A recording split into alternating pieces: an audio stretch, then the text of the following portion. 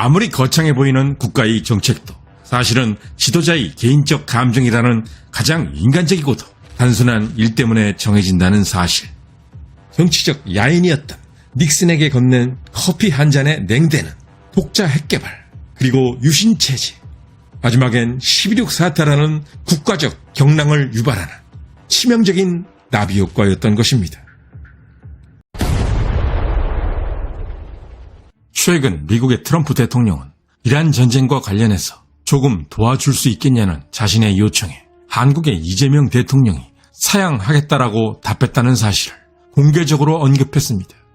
반면에 북한의 최고 지도자 김정은에 대해서는 유화 제스처를 취하며 만나고 싶다는 의사를 공개적으로 밝혔습니다. 언론에서는 트럼프 대통령의 이 발언을 북한 지도자를 만나기 위한 정책적인 발언이라고 취급합니다만 사실은 한국 대통령에 대한 개인적인 유감이나 감정이라는 분석이 적지 않습니다. 트럼프 대통령은 늘 상대에게 뭔가 개인적인 불만이 있을 때 그 서운함을 직설적으로 표출했었기 때문입니다. 그런데 세계사의 비하인드 스토리를 들여다보면 국가 간의 관계를 뒤흔든 진짜 스위치는 따로 있었습니다. 바로 최고 지도자의 개인적인 감정입니다. 미국의 제37대 대통령인 리처드 닉슨. 그는 한국과 상당히 인연이 있는 대통령이었습니다. 휴전협정이 체결되었던 1953년 당시 닉슨은 아이젠하워 대통령 밑에서 부통령직을 맡고 있었습니다.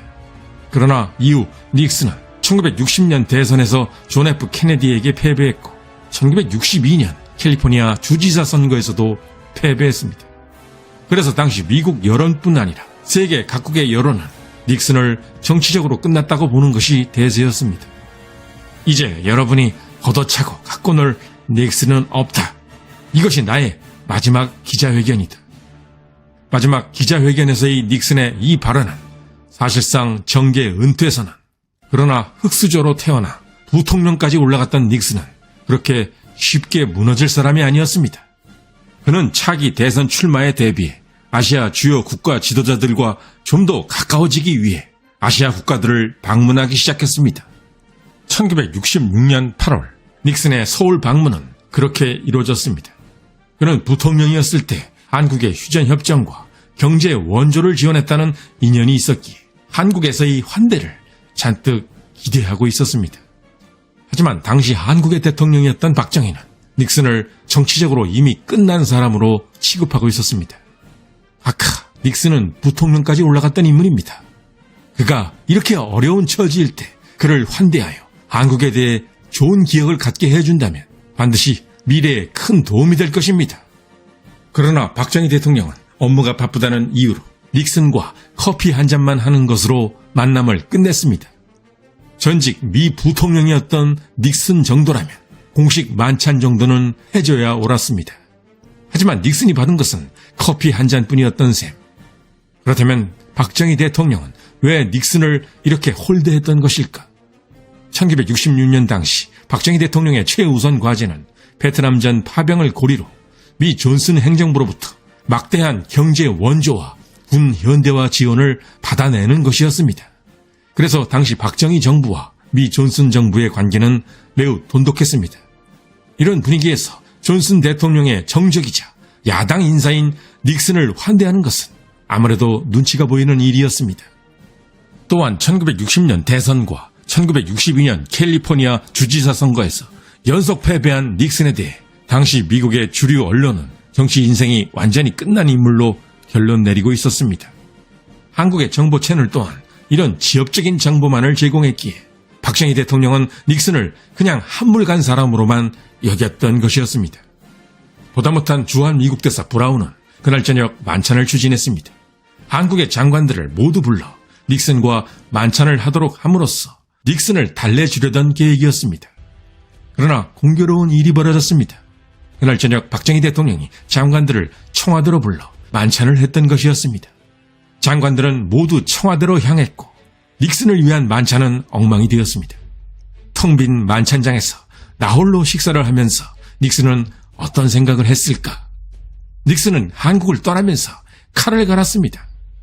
특히나 한국 외에 일본, 대만 등 다른 아시아 국가들이 닉슨을 차기 대권 주자로 대우하며 대대적인 연회를 열어 환대했기 때문에 닉슨의 섭섭함과 분노는 더욱 클 수밖에 없었습니다.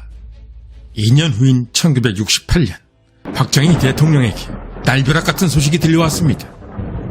홀대를 받았던 닉슨이 2년 만에 미국 대통령에 당선되었다는 소식이었습니다. 그때부터 닉슨의 매서운 복수가 시작되었습니다. 취임식이 끝나자마자 닉슨은 아시아 안보는 아시아가 하라는 닉슨 독트린을 발표했습니다. 그리고 그 후속 조치로 주한미군 일부 철수까지 실행했습니다. 이상이 걸린 박정희 대통령은 정상회담을 간절히 요청했습니다. 그러나 닉슨 대통령은 차갑게 거절했습니다. 나는 업무 때문에 바쁩니다. 때문에 백악관에서는 만나기 어렵소. 이번 여름 휴가를 샌프란시스코로 가니까 그때 시간을 내보겠소. 바쁘다는 이유로 닉슨과 커피만 나누고 헤어졌던 박정희에 대한 정말로 냉혹한 복수였습니다. 1969년 8월 박정희 대통령은 닉슨 대통령을 만나기 위해 샌프란시스코에 있는 호텔까지 날아왔습니다. 그러나 닉슨은 호텔 로비에 마중을 나오지도 않았습니다. 그리고 저녁 만찬에서는 박정희 대통령과의 1대1 만찬이 아니라 자신의 고향 친구들을 불러 그들과 함께 식사하도록 했습니다.